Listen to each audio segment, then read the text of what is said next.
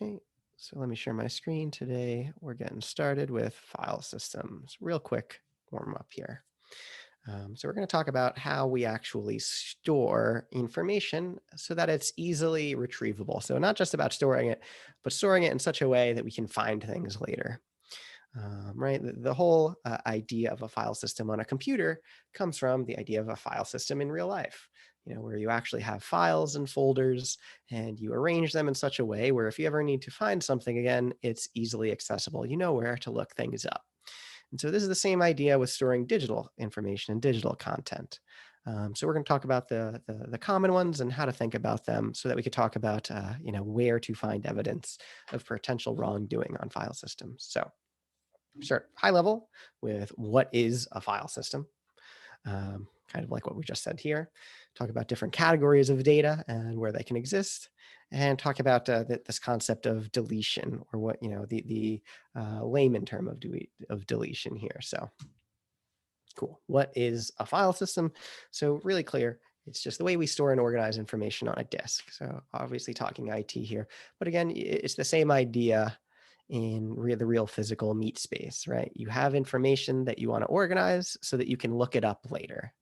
And storage takes up space, and the same idea on a disk, data takes up space, right? So again, pretty much everything in the digital world has the physical analog here that it came from.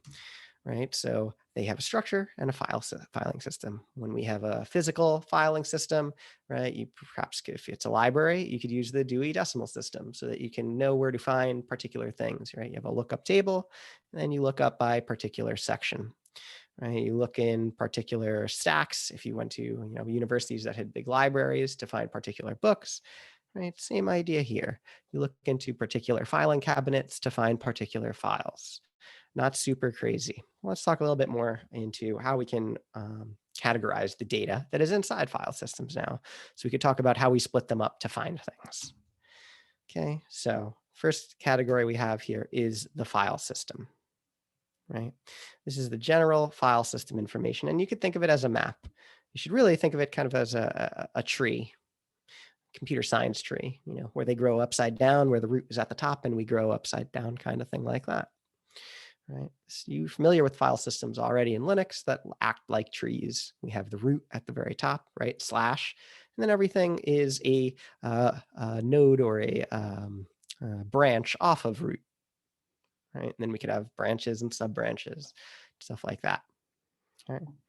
So what do we talk about? We also have the content of the files, right? If we have video files, this is the actual video. Right? If we're talking about text file, this is the actual text. Okay. We store that data in data units, right? So those data units are called blocks, and depending on your file system, you might have different sized blocks, right? So data will get chopped up into little blocks and stored in the filing system on the disk. Right. That doesn't mean that all of the data is going to be stored contiguously, right? It's not going to be just like all the blocks right next to each other. You could take all of the blocks and put them in different locations. Okay, so just be aware that just because you have a file, that doesn't mean all the data for the file is stored right next to each other. You could have different parts of a file that are stored here, here, here, here in different areas. Okay. As long as we know how to find it and put everything back together again, there's no problem if we store it in different places and chop up all our content.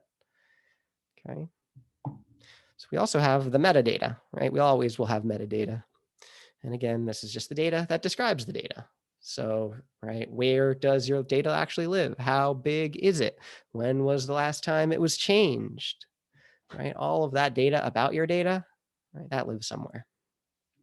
We also have the file name, right? This is the human interface, the readable human name that we actually have for files, right? When we talk about file names, that's what we're talking about. And finally, we have application data, right? This is, right, other metadata that, apps might use for that file. We're not going to talk too much about that type of stuff, but, data about the data for the application. Okay. This is different 5 categories we have of data for files. Okay, let's take a look at this a little bit more graphically. Again, kind of a big blurry picture, but let's take it apart. We have the file system right up top. If we're looking at the top of this tree here, or the root of the tree, we have the layout and the size information, and we could break that down into the file name, right? All of that has metadata associated with it, and all of that has content associated with that, right? So you can see it's kind of like a tree, and we could follow those things down. Cool. So what I want you to get out of this is, right, files are big. File systems generally store things in blocks. Blocks are smaller than files, so we have to take our files and chop them up into pieces and store them all around our disk, right? We're going to have some kind of file system that makes it so it's easy to find those pieces when we want to access the file and put it together and watch that movie, right? Or open up that text file or whatever it is we want to do. So that way you as the user, you don't care, right? It's easy. Okay, so again, we have the content, right? That's the actual data files, the actual ones and zeros that we're talking about there, right? The actual movie, if we're talking about a movie. Okay, so what happens when we delete?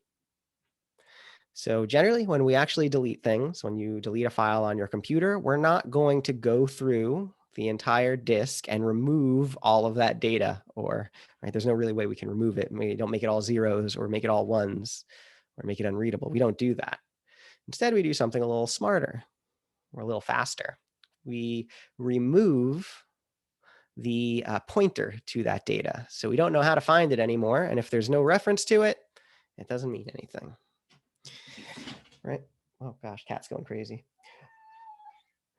But sorry, I lost my train of thought. We could tell how fast we could prove that this is true when we talk about how fast it is to, perhaps move files, or when we download files versus when we delete files. Right? It takes amount of time to write a file, but it doesn't take quite as much time to delete a file. Right? You delete a file, happens instantly.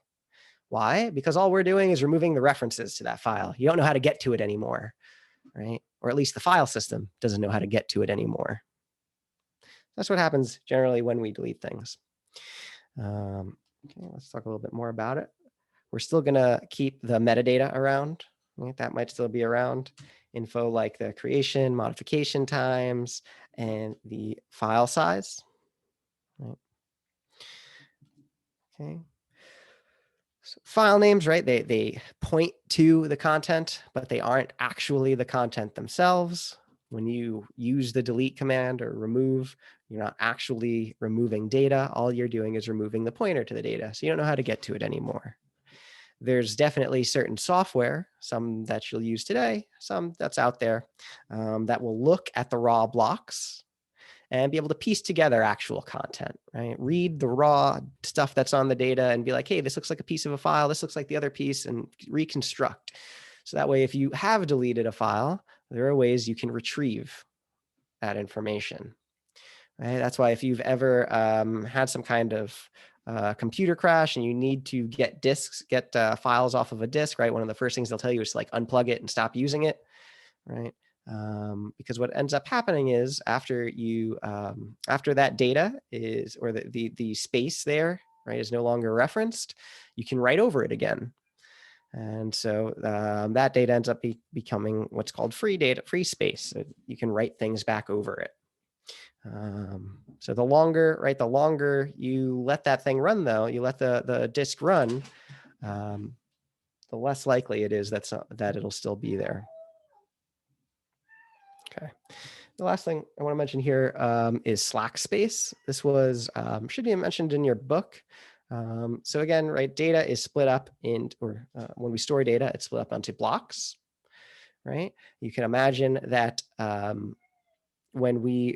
there could be a case where it doesn't fit evenly, right? Say your blocks are 64 kilobytes and your data is 30 kilobytes.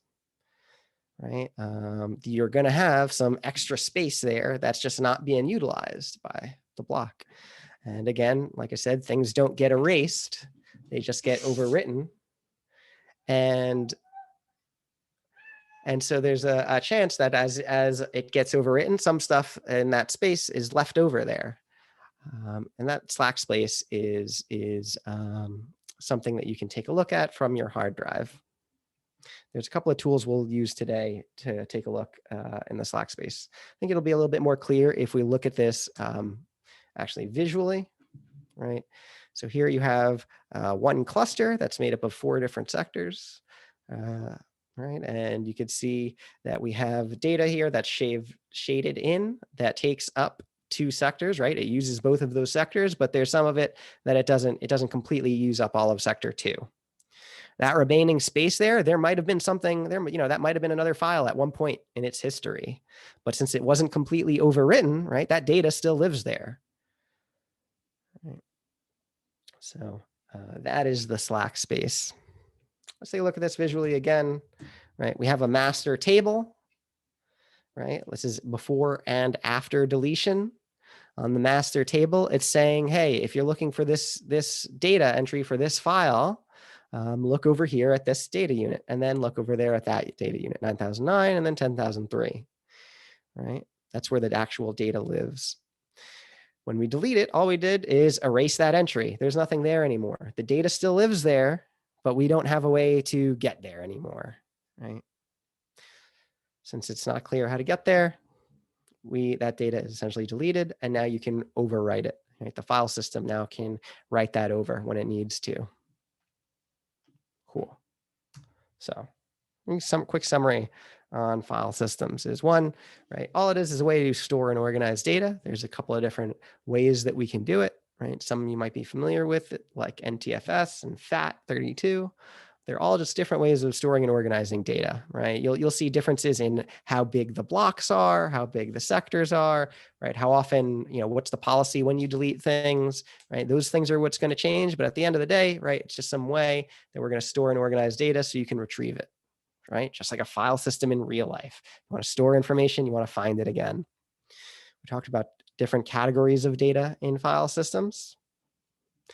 We talked about how deleting doesn't really mean gone in general, right? Deleting is just going to remove the reference to it so you don't know how to find it anymore. And then says to the file system, hey, that space is free. You can write over it again. Okay? That brings us to the process of file carving, which we kind of tried a little bit last week with the PCAP. You're going to be doing some of that today. And really, that's just the process of extracting data from a computer when there's no entry in the master file table, right? We're going to be doing that today. A couple of tools we use, some with the GUI, some from the command line. You'll play around and figure out. Cool. So do we have any questions on file systems overall?